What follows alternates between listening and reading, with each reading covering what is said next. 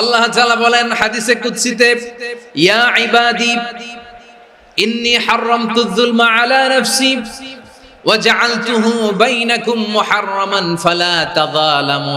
আমার গোলামেরা শোনো, নিশ্চয় আমি আল্লাহ তাআলা জুলুমকে আমি আমার উপরে হারাম করেছি, অনুরূপভাবে জুলুম করাকে তোমাদের উপরেও হারাম করেছি। ফলে ফালা তাযালামু, তোমরা একে অপরের সাথে জুলুম করো না। নির্দেশনাটা কার?